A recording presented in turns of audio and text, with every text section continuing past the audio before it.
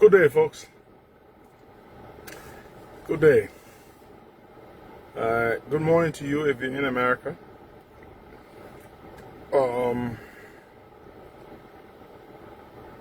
If you're in, if you're in Liberia,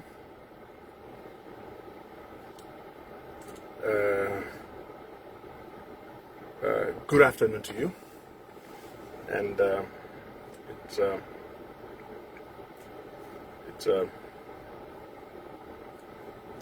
it's a lovely day, and we give God Almighty the glory for the grace of life, His mercy and unwavering grace endureth forever.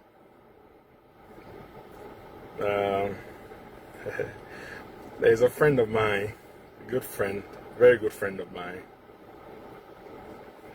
I will not call his name, but he always said to me, he said, "My man," that's when I used to be active, when I used to be on the show.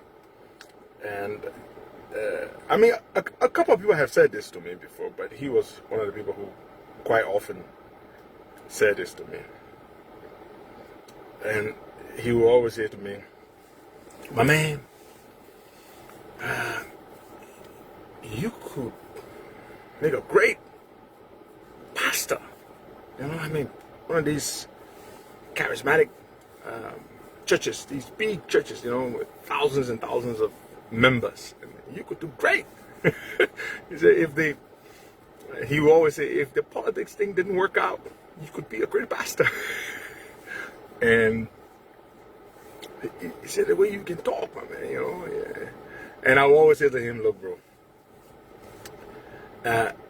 if I had to be a pastor, I love God and believe in God so much.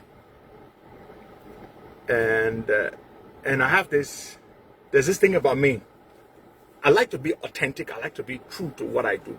That if I had to be a pastor, I would have to be really convinced that God called me. You know, I would have to be really convinced. And so and for me to be convinced, I would have to see certain signs. And you know, and those signs would have to include things that I like to do now, you know, ways of the word, that if I can develop the ability, the emotional and mental discipline to do without those things, then it would be confirmation to me that God indeed is ready for me. But if I could not, I'm sorry, I would not. But anyway, good morning, good afternoon to all of you, my wonderful people. I am very glad to be here. Very much happy and grateful for life. I'm 44 years old. We're getting old. You know, when I started this talk show journey back in 2012, how many years ago was that? It was a while ago. You know, it was a while ago, 2012. I must have been 28 years old. 28 or thereabouts. And folks, so I didn't just do this video. I'm not just doing this video today because I want to talk about my birthday. I want to talk about some very important things, particularly the ongoing investigation into the latest drug bust. You know, I want to share my thoughts on that. I've been following the discussion, I've been following the public discourse, and following the investigation as much as possible. And I would just like to share my thoughts. Next week, I will speak more comprehensively about this. But today, I just want to share some initial thoughts about this. But before we get to that point, let me just get some of my, frivolous thoughts and whatever. Just chat with you a little bit before we get to that point. So, this was about 14 years ago when I started out.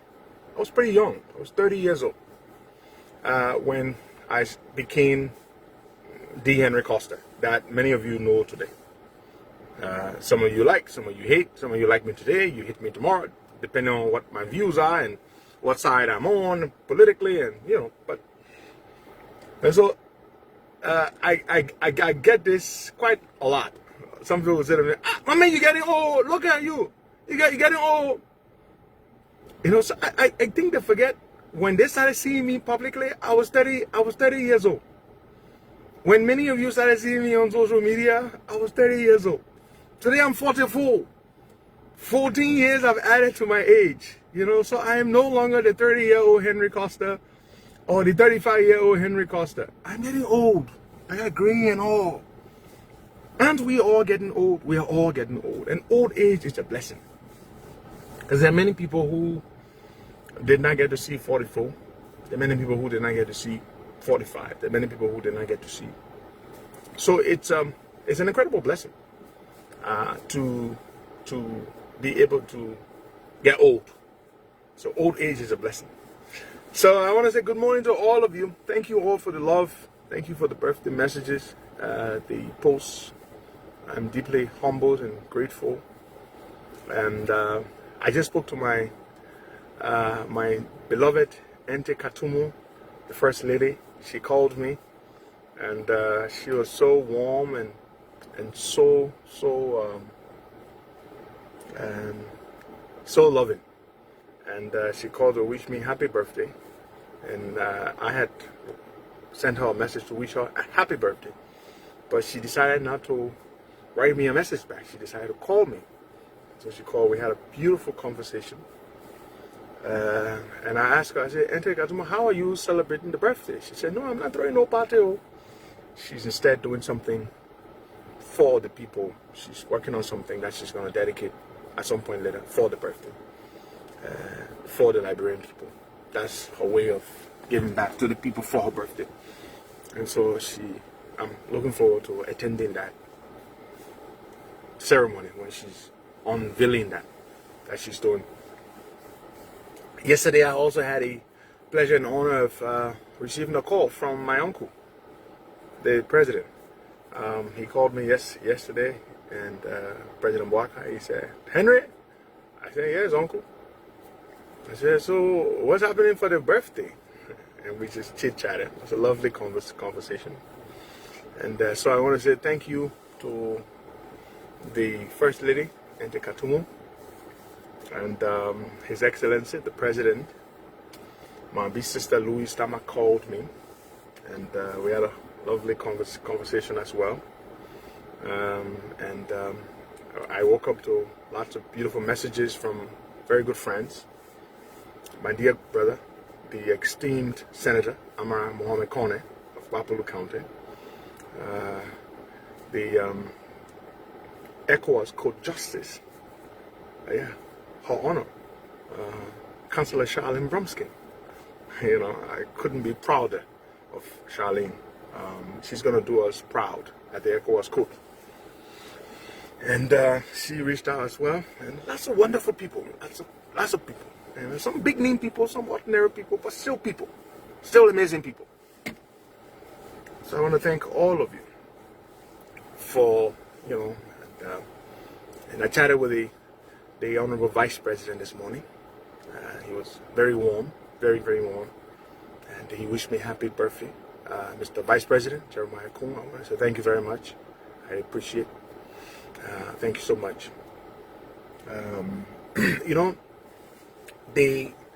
A lot of people don't know because we don't say a lot of things. They say man can talk all, but many of you would be surprised.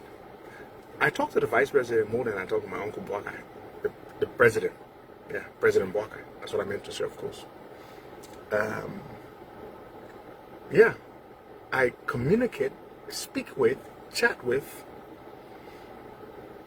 the vice president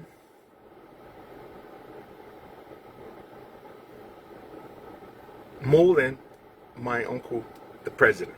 Perhaps because perhaps because the president is busier. But and it's a good thing, and it says a lot about the vice president. We had a political falling out, which is purely political, nothing, pure political nonsense. You know, people throw jabs and stuff, and we've developed a very good relationship. Yeah, very good. So just so you know. And maybe because the vice president is younger, you know, he's less busier than the president. But the idea is that the vice president and I talk more, communicate more. And that is to say how much his level of maturity, his level of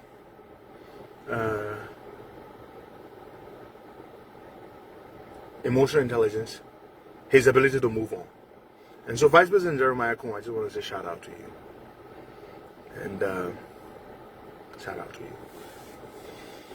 And so, fellow Liberians, I'm in the United States. I left Liberia about 10, 11 days ago.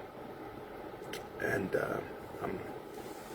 we lost a very good friend of ours in Minnesota, my dear brother Bomi Amos. He was one of the truest, realest people you could meet. Bomi told you exactly how he felt and didn't care how you felt about how he felt. And I'll share something with you that I haven't publicly shared.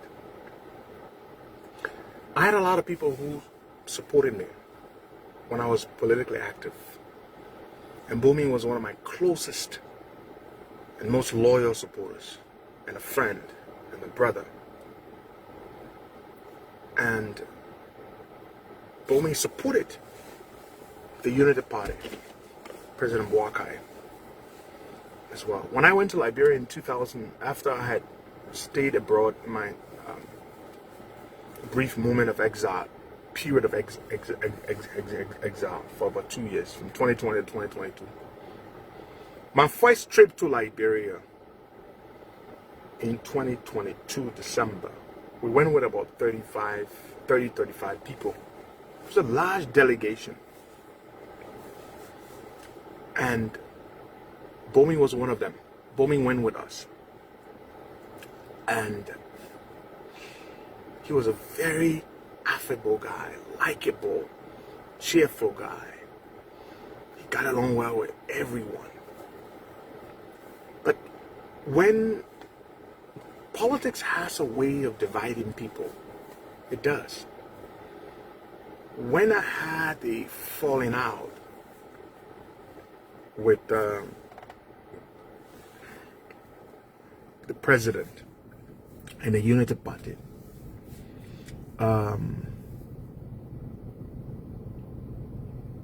many of my people stayed with the Unity Party and with the president. And Bomi was one of them. And so Bomi was very angry with me. And so were many others. And I struggled with my own, I struggled with my own demons. It was difficult for me. You know, I went through a roller coaster of emotions. And Bomi never ceased to blaspheme me, to criticize me for my decision to express his disappointment in me. And regrettably, I never had the opportunity to mend fences with him before his sudden passing. And that really pains me. I just want to say that. I never had the opportunity to fix things with him before he passed. You know, I never had the opportunity, and that really hurt me, because he was one of my most loyal people. He was a brother. I have shoes that Bomin gave me. You know, Bomin he used to love. He used to love sneakers. I have 2 pairs of sneakers that Bomin gave me. I remember for my 40th birthday, Bomin brought his entire family to Delaware. His wife, his amazing wife Mona, and his kids. And they all came down to Delaware, and we had a wonderful weekend. So I feel bad, terribly bad, that I never mended fences with Bomin before he passed. And the bigger and the larger message that I'm trying to project is that when people care about you, and you know for a fact that they love you and they care about you, and you have a falling out with them because of some issue, like political issue or whatever issue it might be, but you know for a fact that they love you and they care about you, and that causes a friction in your relationship, don't let it linger forever. Mend fences, reconcile with them, make peace with them. That is a lesson that I learned from my experience with Bomi. And so now I never mended fences with my brother. Perhaps I will allow him time to heal, he and many other people. And so we go to Minnesota next weekend, when we can no longer make peace, and to go and send him off. Yeah. So that is the message. Make peace. Reconcile with people who truly care about you. You know, if you know for a fact they truly care about you, and you had a disagreement of sorts, don't let it linger forever, because you never know. You never know when you might leave. You never know when they might leave. You never know. You're here today. You don't know what might happen tomorrow. So yeah. So having gotten that out of the way, I want to speak to you and share my thoughts with you on the ongoing. Next week I will do more of this. That one will be. I will do more of this, and I want to say this to you. I feel very strongly about what I'm about to share with you. We've witnessed in the last several weeks or several months 2 major drug busts. The second one much larger than the first one in volume, in quantity, and its scale, and what is being unraveled. You know,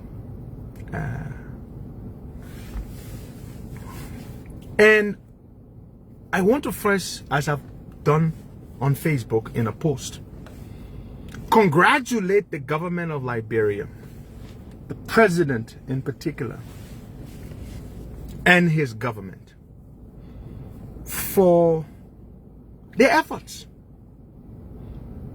in living up to their campaign promise that if they came to power, they would fight to destroy the drug cartel operating in our country, that have operated, the cartels that have operated in our country for many years.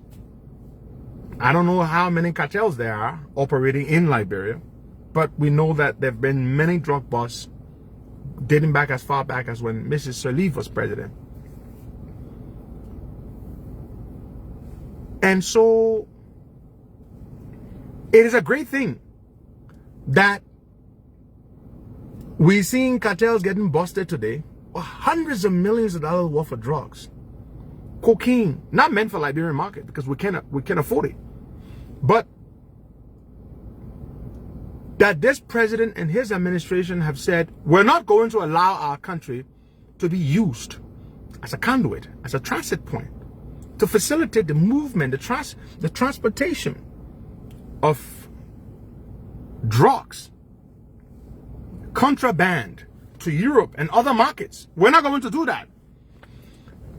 And why we should be celebrating this, that the government is matching words, commitment with action. There are some of us, for political reasons or otherwise, would like to make it seem like this very same government, this very same national security infrastructure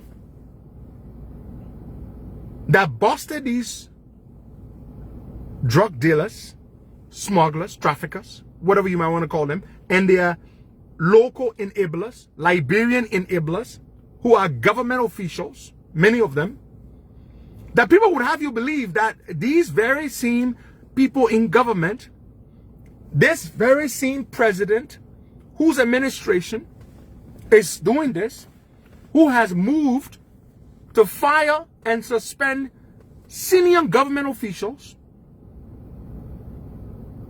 who are alleged to have helped facilitate this ugly business of moving drugs, that these same very people are trying to hide or protect people in government. It's crazy. It makes no sense to me. Because here is the point. Who told you about the drugs? Was it Henry Costa? That Henry Costa told you, say, there was a Colombian and a Serbian somewhere in VOA community that had $317 million worth of drugs? Was it Henry Costa? Was it Matewa in Logantown Market that told us that there were drugs? Was it somebody from the opposition that blew the whistle or that busted the drugs? No. It was the government of Liberia.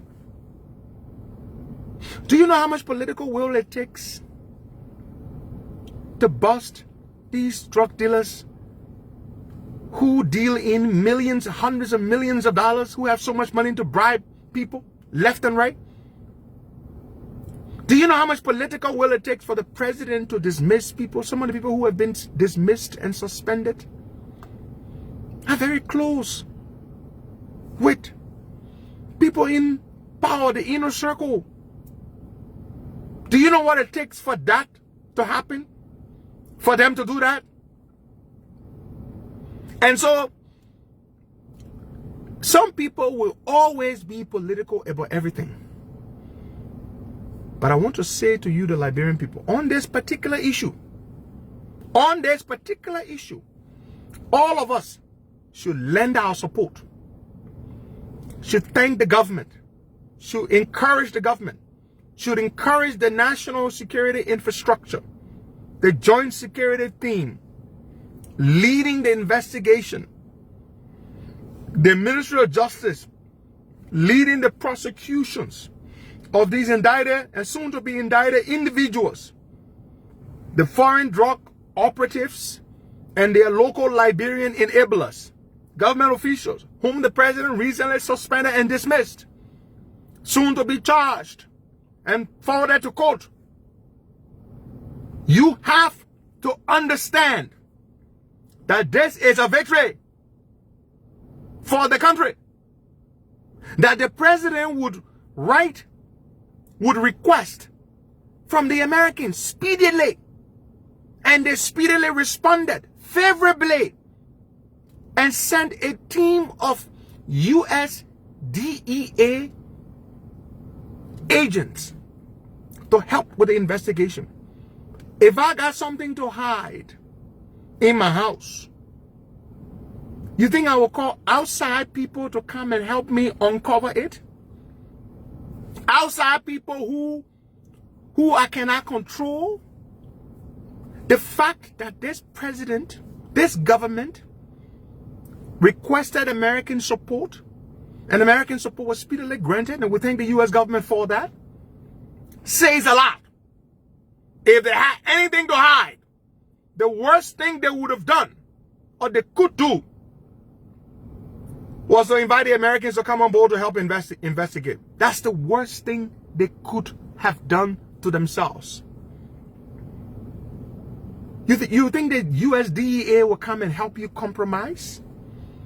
You think the USDA will come and help you protect people? They would never do that.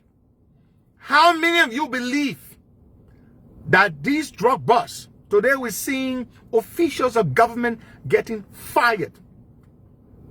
And I see, I heard my friend George Weah, former President George Weah, say in Philadelphia the other day when they asked him, former President Weah, what do you make of the drug bust and what's going on? He said, oh, when we had small drug issue, we solved it. You had small drug issue, you solved it? Did we see any official in your government getting fired over their involvement with the drug issue? When George Weah was president, did we see that? We did not. Did we see officials across government getting suspended, investigated, and prosecuted for their involvement in helping drug dealers move their cocaine? Did we see that when you were president? We did not see that. So I'm not talking to seditions. I'm talking to well-meaning Liberians. Dana Matewa, Dana Mahawa in the market discovered the drugs. It was not my friend Rodney C.A. or my friend Stanton Weatherspoon in their comfortable homes in America that discovered the drugs. It was Liberian government officials who discovered the drugs. It was Liberian government officials in the security system who made the arrest. It was President Joseph Yuman Boakai who suspended and dismissed security officials and other officials in the government for their alleged links to the drug cartel. Yes, let's establish that fact. And so those of you who live in the communities with seditions who are your friends and your brothers and sisters, and when they try to make it look like this government is trying to protect people who are involved, ask them how many officials were fired and suspended and prosecuted when the $100 million drug bust happened in George Weah time. How many? And just so you know, like I said, next week I will come back here and I will tell you more. And I will tell you more. And I will not just come and give my opinion. I will be coming here with facts. There are investigations taking place. Former CDC government officials are being looked into, seriously looked into, for their role they play. The cartel that was busted, the recent cartel that was busted, they did not set up shop recently. They started when George Weah was in power. They did not get busted when George Weah was in power. The house they were in VOA community, where they got busted with hundreds of millions of dollars worth of cocaine, they leased that property in 2020. Are you hearing me? This is 2 years into George Weah's administration. 2020. When George Weah got called, the CIA director, William Burns, made a stopover visit for less than a day in Monrovia in January 2023 and met with George Weah. They summoned George Weah to the CIA headquarters in March 2023. Have you all forgotten? In that CIA, George Weah, the Americans don't summon presidents of sovereign nations to the headquarters of the CIA. Go do your research. When was the last time you heard that a Liberian president or any president of any sovereign country for that matter gets summoned? Weah was not invited. He was summoned by the director of the CIA to the CIA headquarters in Langley, Virginia. And do you know what they showed Mr. Weah in Langley, Virginia?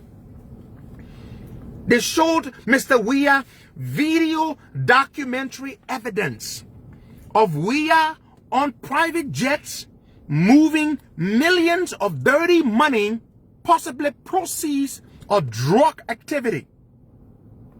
Mr. Weah was presented with hardcore evidence in Langley at the CIA headquarters. But folks, think about it. How many times did you hear a sitting president? Huh? How many times get invited to the CIA headquarters? William Burns, CIA director, during the Biden administration, 2023, visited Liberia. He didn't visit, it was a stopover. It's called a stopover.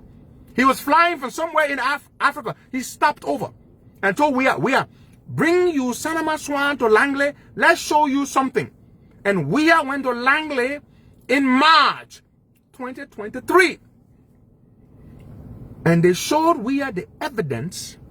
And some of you wonder why Weah people didn't rig the election, the 2023 election. Y'all don't get me started. Y'all don't get me started. Weah knew what the Americans have on him, and he knew what they told him. If you tamper with this damn election, with all this stuff we got on you, you're gonna see what we'll do. What we'll do to you. Y'all don't get me started. Today we have a president who has the temerity, who has the political will to suspend, to dismiss, to prosecute, to arrest anybody and everybody credibly involved with the drug trade. We did not see that on Weah. We see it on a President Boakai. And how dare you question this government's commitment to uncovering the cartel? I'm not going to sit here and say people in government are involved. They are involved. How the hell you think they are being dismissed? And they are going to be prosecuted? They are involved. But the fact that they are being arrested, they are being dismissed, they are being investigated, it tells you that this president has the commitment, because this president is above board. He is beyond reproach. You cannot be involved in this stuff and be taking the kind of action that you are taking. You cannot be involved in this ugly business and be asking the United States government to come and help you investigate. You cannot be involved and be asking the Moroccan government to come and help you investigate. No! Only a government truly committed, only a president truly committed, innocent, would do such a thing. But we could not do it. And so when anybody is talking about drug business, it should not be Mr. Weah. It should not be Brother Weah. Because Brother Weah did not only allow the drug trade to flourish in the country, Brother Weah helped in facilitating the laundering of drug proceeds himself. And that is why the CIA cited him to Langley and showed him the evidence of his involvement in that criminality. Well, go do your research. Don't take my word for it. When was the last time the president of a foreign country was summoned to the headquarters of the CIA? Hello? When was the last time? The CIA does not conduct foreign policy for the US government. No. The CIA does not deal with heads of state from other countries at that level. No, it does not. Democratically elected, I'm not talking about puppets the CIA historically has been known to install in other countries, but democratically elected presidents of other countries, the CIA does not deal with them on that level. So to those of you who are well-meaning Liberians, it should behoove you, we should support the government, and we should demand speedy, swift, legal action against everybody and anybody. What do you want me to say? Oh, the government hiding people. They are protecting the other person. That mean discover the drugs? That mean went to Royceville and found out that the cartel went there and leased a piece of property, supposedly to build a cold storage, and used it as an outfit or post to bring their drugs and put it there. That means discover here that you citizen with your BB head and y'all. It was not you. It was the government. The same government that began this investigation more than a year ago into the cartels is the same government that has busted the cartel. It's the same government that is prosecuting them. And so I trust this government on this issue. Anybody who thinks otherwise, you need to have your heads checked, or you are just politically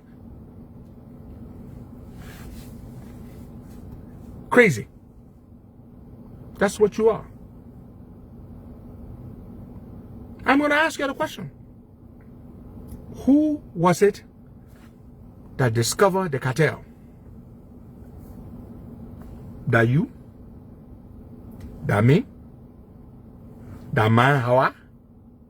That John Tupakwali? That you found the cartel? That not the government found the cartel? So, today's my birthday. I will not talk too long. I want to thank the NSA. I know what you guys are doing. I've heard. Great job. Prince C. Johnson III.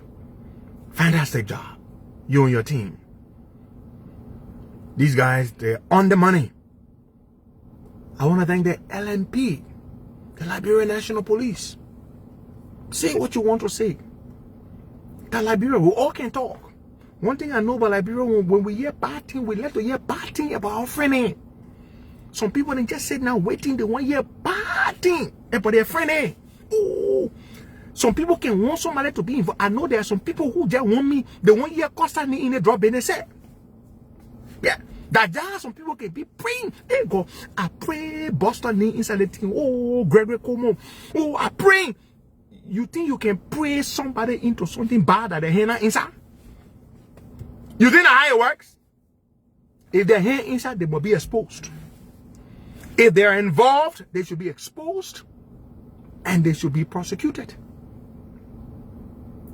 But for you to be praying for something, for somebody to be caught up in a bad thing, is evil.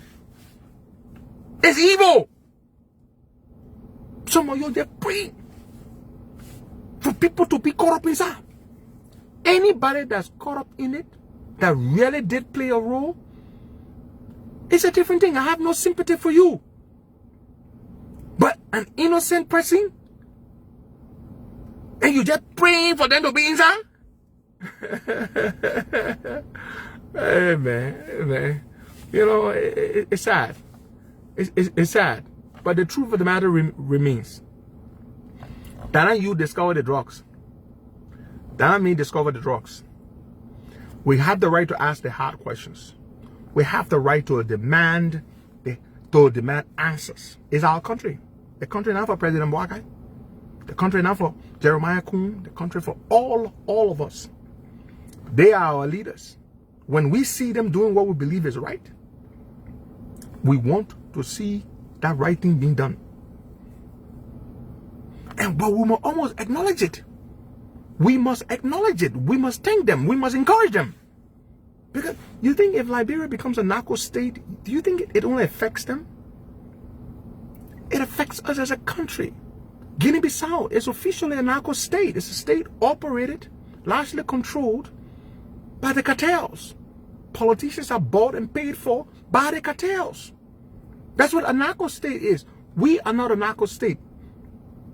In a narco state, the drug cartels never get busted. They never get arrested. They never get prosecuted. Their local enablers, inside government and outside government, never get busted, never get prosecuted, never get dismissed. But Liberia is a different case. Liberia has shown to be very, very intolerant of the cartel. This particular administration has done that. And we see it through the decisive actions of the president He's mashing his proclamations with real action. We're seeing people get dismissed left and right in government.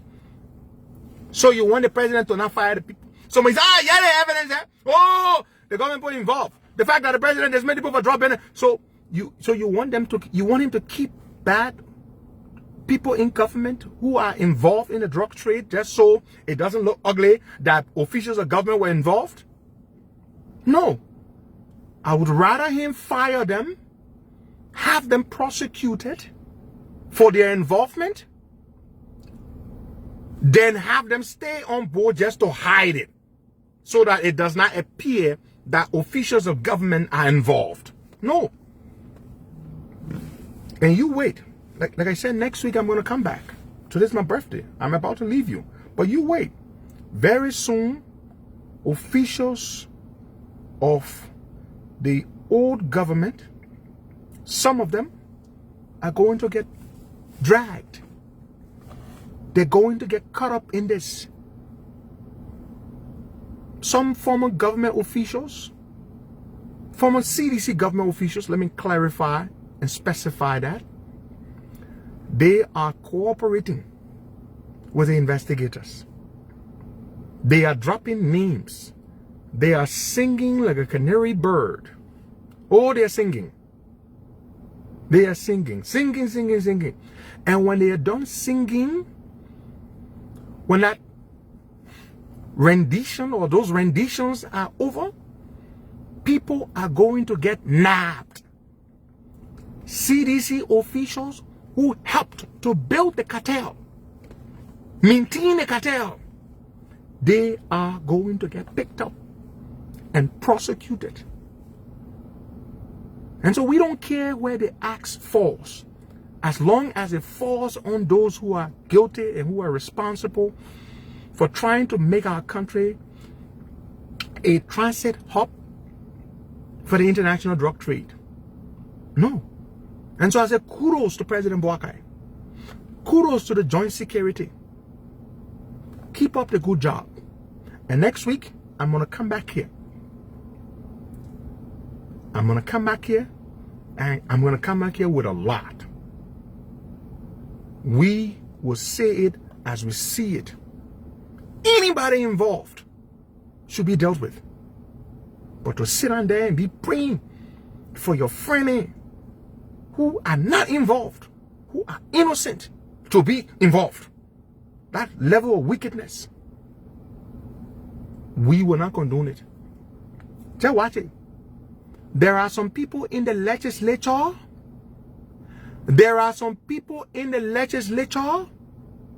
Who will get nabbed for the drug business. Do you hear what I said? There are some people who might. Let me leave some room. They have been looked into. People from the old government who are in the legislature, who were once in the executive branch, senior level positions, they have been looked into. You'll be saying not there. I saw one of them posting on Facebook the other day. The country is bleeding. That now you know Liberia bleeding? Huh? That now you know Liberia bleeding? Bleeding what? Bleeding the arrest of the cartel, the dismantling, the prosecution of drug peddlers, drug movers. That why bleeding? Then that's good bleeding. Let it keep bleeding. Sometimes you bleed bad blood. That's bad blood. The bad blood is not good for your body, so you got to bleed it out. The country bleeding. You know, this level of hypocrisy, it just sickens me. You see people in the name of politics, and some people, you will just support your side because they're your side. You will just support your side because they're your side. Just because they're your side. You know they were wrong, you know they were involved, but you will support them anyhow.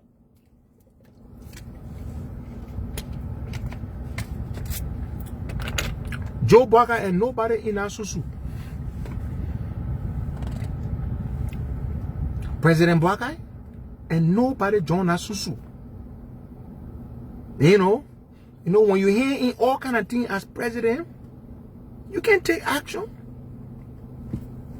You can't. You can't. How will you fight the cartel when you're really taking money from the cartel? You can't.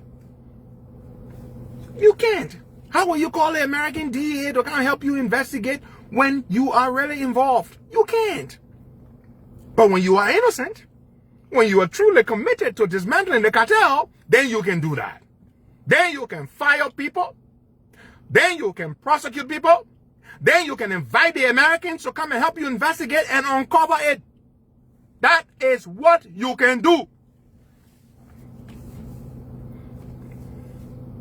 That is what you can do. You know, I will say this to you before I go. Me, I care. I speak my mind. I move on. I speak the truth. If I believe it to be right, see. Is it a bad thing that officials of government have been arrested or suspended or fired because of their involvement with the drug trade? Absolutely yes. It's a bad thing. It's a bad thing. But do you know what a better thing it is? Do you know what's better, or what's even better, or what's great, what's amazing? What's amazing is that you have a president who, when those people have been uncovered or revealed to be involved, takes action. That is what we need. A president who dismisses, who suspends, who prosecutes his own people. That is something.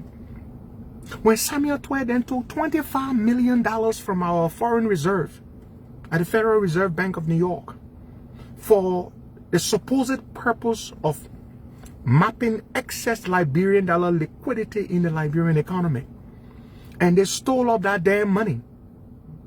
And my own dear big brother Alex Coffey was hired by the president to head Georgia to investigate how they spent that money, how they used that $25 million. And we saw that report. It was called the PIT, Presidential Investigation Team Report, or something like that. We saw that report.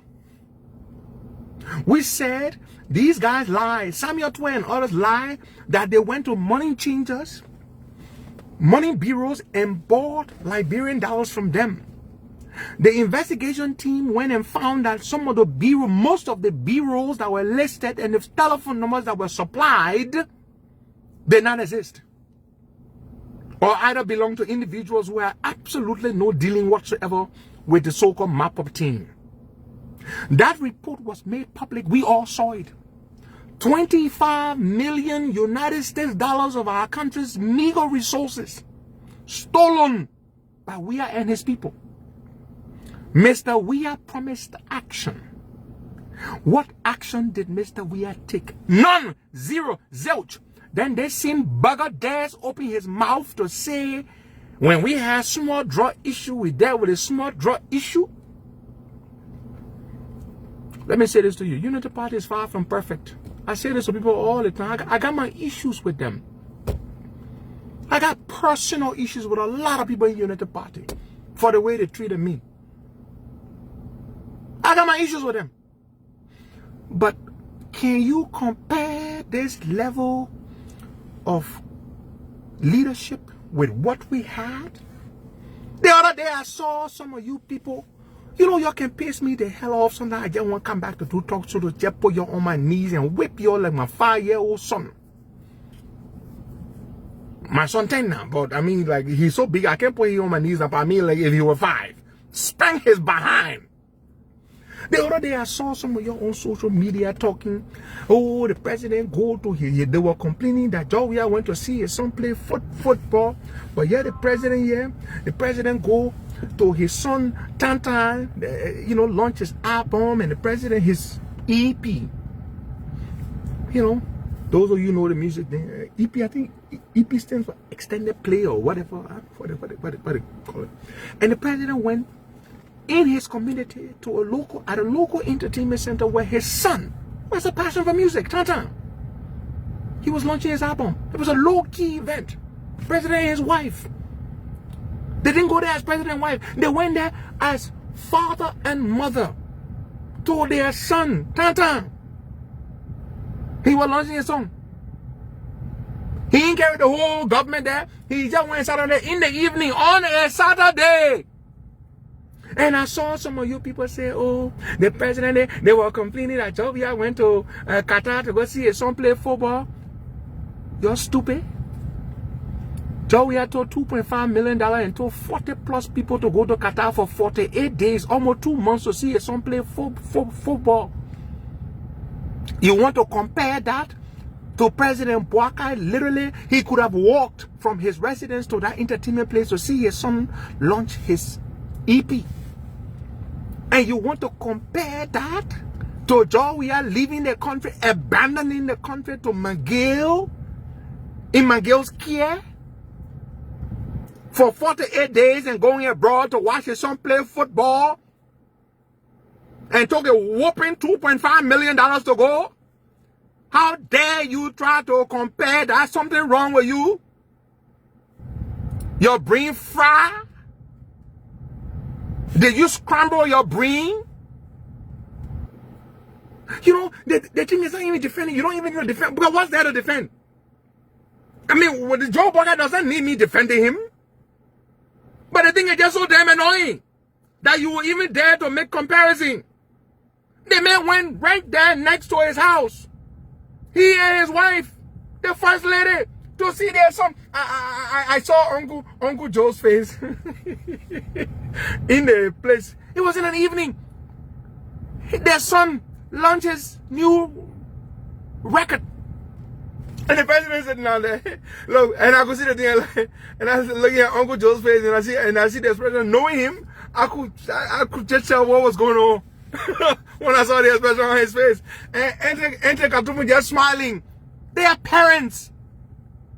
They love their child. They didn't spend the country's money to go there. It was on a Saturday, for God's sake. Saturday evening. They go see Tantan. I reached out to Tantan and said, Tantan, congratulations on your record. I did. And he said, bro, what's up? You in the country? We're trying to catch up. Are you freaking kidding me? And that the one you want compared to Joe, we are taking 40 human beings and going to Qatar with $2.5 million. Something wrong with you? Saturday evening, Joe Boakai and Katumu Boakai go see their son dedicated album. Tantan is an educated young man, but he got passion for music. He's always had passion for music. Hey, president or vice president, he was doing music. Speaking of music, Bennett, today you can hear Joe doing music. He not president today, oh. He has not released one new song. Call for main president again. Hey, he will release album 1, album 2, album 3.